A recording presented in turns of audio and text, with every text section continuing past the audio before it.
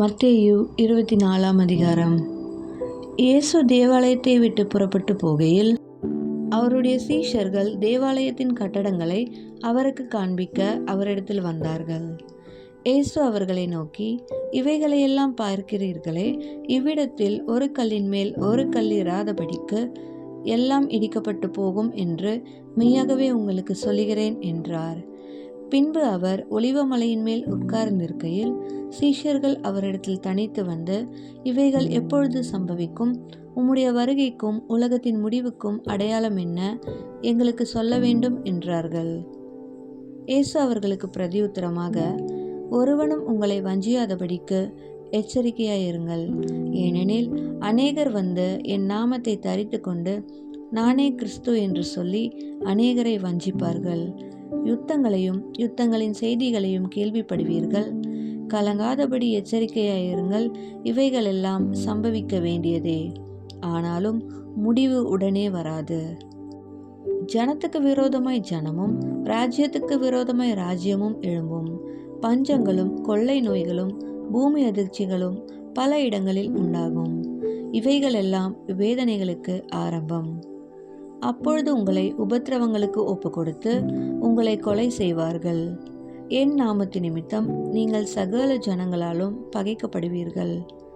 அப்பொழுது அநேகர் இடறலடைந்து ஒருவரையொருவர் காட்டிக் கொடுத்து ஒருவரையொருவர் பகைப்பார்கள். அநேக கள்ள தீர்க்கதரிசிகளும் எழும்பி அநேகரை வஞ்சிப்பார்கள். அக்கிரமம் மிகுதியாவதினால் அநேகருடைய அன்பு தணிந்து போம். முடிவு பரியந்தம் நிலை நிற்பவனே ரட்சிக்கப்படுவான். ராஜ்யத்தினுடைய இந்த சுவிசேஷம் பூலோகமெங்குமுள்ள சகல ஜாதிகளுக்கும் சாட்சியாக பிரசங்கிக்கப்படும். அப்போது முடிவு வரும்.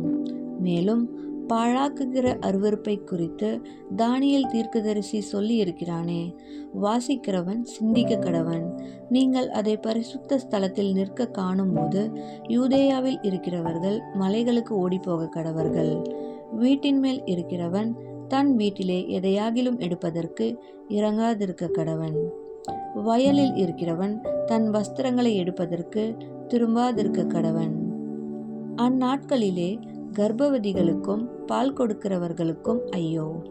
நீங்கள் ஓடிப்போவது மாரி காலத்திலாவது ஓய்வு நாளிலாவது சம்பவியாதபடிக்கு வேண்டிக் கொள்ளுங்கள். ஏனெனில் உலகம் உண்டானது முதல் இதுவரைக்கும் சம்பவித்திராததும் இனிமேலும் சம்பவியாததுமான மிகுந்த உபத்திரவம் அப்பொழுது உண்டாயிருக்கும். அந்நாட்கள் குறைக்கப்படாதிருந்தால் ஒருவனாகிலும் தப்பிப்போவதில்லை. தெரிந்து கொள்ளப்பட்டவர்களின் நிமித்தமோ அந்த நாட்கள் குறைக்கப்படும். அப்பொழுது இதோ கிறிஸ்து இங்கே இருக்கிறார், அதோ அங்கே இருக்கிறார் என்று எவனாகிலும் சொன்னால் நம்பாதேயுங்கள். ஏனெனில் கள்ள கிறிஸ்துக்களும் கள்ள தீர்க்கதரிசிகளும் எழும்பி கூடுமானால் தெரிந்து கொள்ளப்பட்டவர்களையும் வஞ்சிக்கத்தக்கதாக பெரிய அடையாளங்களையும் அற்புதங்களையும் செய்வார்கள். இதோ முன்னதாக உங்களுக்கு அறிவித்திருக்கிறேன். ஆகையால் அதோ வனாந்திரத்தில் இருக்கிறார் என்று சொல்வார்களானால் புறப்படாதிருங்கள். இதோ அறை வீட்டிற்குள் இருக்கிறார் என்று சொல்வார்களானால் நம்பாதிருங்கள். மின்னல் கிழக்கிலிருந்து தோன்றி மேற்கு வரைக்கும் பிரகாசிக்கிறது போல மனுஷகுமாரனுடைய வருகையும் இருக்கும். பிணம் எங்கேயோ அங்கே கழுகுகள் வந்து கூடும். அந்நாட்களின் உபத்திரவம் முடிந்தவுடனே சூரியன் அந்தகாரப்படும், சந்திரன் ஒளியை கொடாதிருக்கும், நட்சத்திரங்கள் வானத்திலிருந்து விழும், வானத்தின் சத்துவங்கள் அசைக்கப்படும். அப்பொழுது மனுஷகுமாரனுடைய அடையாளம் வானத்தில் காணப்படும். அப்பொழுது மனுஷகுமாரன் வல்லமையோடும் மிகுந்த மகிமையோடும் வானத்தின் மேகங்கள் மேல் வருகிறதை பூமியில் உள்ள சகல கோத்திரத்தாரும் கண்டு புலம்புவார்கள். வலுவாய் துணிக்கும் எக்கால சத்தத்தோடே அவர் தமது தூதர்களை அனுப்புவார். அவர்கள் அவரால் தெரிந்து கொள்ளப்பட்டவர்களை வானத்தின் ஒரு முனை முதற்கொண்டு மறுமுனை மட்டும் 4 திசைகளிலும் இருந்து கூட்டி சேர்ப்பார்கள். அத்திமரத்தினால் ஒரு உவமையை கற்றுக்கொள்ளுங்கள். அதிலே இளங்கிளை தோன்றி துளிர் விடும்போது வசந்த காலம் சமீபமாயிற்று என்று அறிவீர்கள். அப்படியே இவைகளையெல்லாம் நீங்கள் காணும்போது அவர் சமீபமாய் வாசலருகே வந்திருக்கிறார் என்று அறியுங்கள். இவைகளெல்லாம் சம்பவிக்கும் முன்னே இந்த சந்ததி ஒழிந்து போகாதென்று மெய்யாகவே உங்களுக்கு சொல்கிறேன். வானமும் பூமியும் ஒழிந்து போம், என் வார்த்தைகளோ ஒழிந்து போவதில்லை.